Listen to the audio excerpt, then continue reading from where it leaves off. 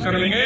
भारत माता की जय, भारत माता की जय, भारतीय जनता पार्टी जिंदाबाद जिंदाबाद, भारतीय जनता पार्टी जिंदाबाद जिंदाबाद, युवा मोर्चा जिंदाबाद जिंदाबाद जिंदाबाद, युवा मोर्चा जिंदाबाद जिंदाबाद जिंदाबाद।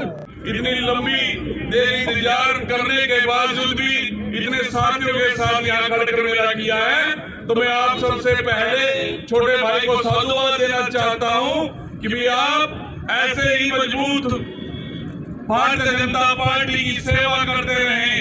आप एक अच्छे कार्यकर्ता ही नहीं बल्कि एक अच्छा नेतृत्व करने वाले व्यक्ति भी। सिर्फ संगठन में काम करने की एक्सपीरियंस नहीं है, आपके पास चुनाव लड़ने का भी एक्सपीरियंस है और एक बड़ी मतों से आपके पास पिछला चुनाव आपने लड़ा, किसी कारण से चुनाव रह गया होगा, लेकिन इस तरह आप इसी लगन और मेहनत से काम करते रहे ताकि अगली बार लोग आपको किसी के पास वोट मांगने जाने की जरूरत ना पड़े और लोग आपको स्वयं चुनकर अपनी जो आप चुनाव लड़ना चाहें उसी चुनाव को जीताकर आपकी झोली में डाले। भारतीय जनता पार्टी एक ऐसी पार्टी है जिसमें मुझ जैसे एक सामान्य कार्यकर्ता को भी आज प्रदेश की कमान संभाल दी। दोस्तों, भारतीय जनता पार्टी के अंदर परिक्रमा करने की जरूरत नहीं, किसी नेता के पास चक्कर काटने की जरूरत नहीं, आप अपनी लगन और मेहनत से सर्वोच्च पद पे भी जा सकते हैं। उसका जीता जागता उदाहरण मैं आपके सामने हूँ। मैं एक सामान्य परिवार का बच्चा हूँ, मेरे परिवार से कोई भी राजनीति में नहीं आता, तो एक सिर्फ और सिर्फ भारतीय जनता पार्टी एक ऐसी पार्टी है जहां परिवारवाद नहीं है, पूंजीवाद ही नहीं है, जहां सिर्फ और लगन बन सकता है, देश का रक्षा मंत्री बन सकता है। तो ये सिर्फ और सिर्फ भारतीय जनता पार्टी में ही संभव है। दोस्तों, अब हम 2024 के चुनाव का भूगोल बदल चुका है और हम बिल्कुल चुनाव की उस सीमा को लांघ चुके हैं। कुछ ही दिनों के बाद आचार संहिता लग जाएगी। हमने तीसरी बार मोदी जी का आह्वान जो उन्होंने दिया है कि अब की बार 400 पार, उसको करने के लिए कोई कसर नहीं छोड़ेंगे, दिन रात मेहनत करेंगे। अपने जीवन के आने वाले जो 60 दिन हैं उनमें ना दिन देखेंगे ना रात देखेंगे और सिर्फ भारतीय जनता पार्टी के लिए और इस देश के गौरव को बढ़ाने वाले आदरणीय प्रधानमंत्री बात के साथ मैं पुनः आप सभी साथियों का, पुलिस भाई का, परम जी का और आए हुए सभी साथियों को धन्यवाद आभार प्रकट करता हूँ। जय हिंद, जय भारत। योगेंद्र शर्मा जी, आज आप गुरुग्राम पहुंच रहे हैं, तमाम युवाओं के साथ आज आपका स्वागत किया मनीष सैदपुर ने अगुवाई करते हुए, क्या कहना चाहेंगे इस पर आप?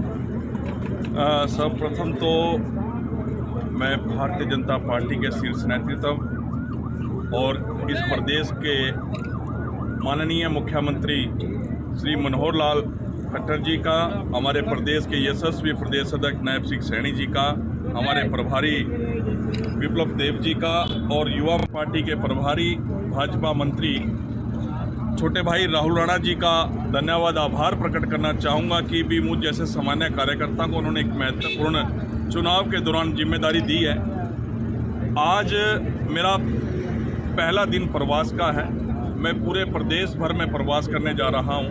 शुरुआत गुरु द्रोण की पावन पवित्र धरती गुरुग्राम से करने वाला हूँ और मैं साधुवाद देना चाहता हूँ भाई मनीष सैदपुर जी को कि भी उन्होंने इतने भव्य स्वागत मेरा यहाँ किया। युवा साथियों का जोश इसी तरह निरंतर आने वाले चुनावों में भी दिखता रहेगा। इसी आशा के साथ मैं आज अपने प्रवास की शुरुआत करने वाला हूँ। क्या लगता है आपको, जिस तरीके से युवाओं का हुजूम आपने देखा है, ये वोट में पूरी तरीके से तब्दील हो पाएगा? यही नहीं, पार्टी की सरकार बनाई, 2019 में भी भारतीय जनता पार्टी की सरकार बनाई और अब वर्तमान का जो युवा है सिर्फ और सिर्फ उनको भारतीय जनता पार्टी ही नजर आती है। आदरणीय मोदी जी ने जो युवाओं के लिए काम किए हैं, आदरणीय मुख्यमंत्री जी ने जो युवाओं के लिए काम किए हैं, उसकी सौगात के रूप में उनके जो दिए हुए उनके जो काम है, उनके बदले में प्रत्येक युवा अपनी ही नहीं अपने पूरे परिवार की वोट भारतीय जनता पार्टी को देने वाला है। मनीष सैदपुर को इस पर जिम्मेदारी क्या मिलेगी?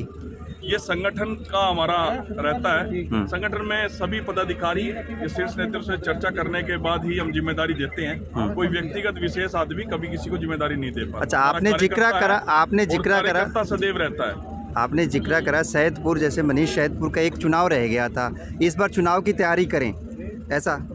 बिल्कुल, देखो प्रत्येक जो व्यक्ति राजनीति में आता है उसका लक्ष्य रहता है चुनाव लड़ने का जी। कुछ समय पहले लड़ जाते हैं, कुछ समय संगठन में लंबे काम करने के बाद लड़ते हैं, संगठन में चुनाव लड़वाता है। और जो ये जिला परिषद का चुनाव इन्होंने लड़ा, बहुत जितना छोटा चुनाव होता है उतना ही टफ होता है। लेकिन मैं बहुत बधाई देना चाहता हूँ कि भी 8,000 से अधिक वोटें छोटे भाई को पड़ी थी।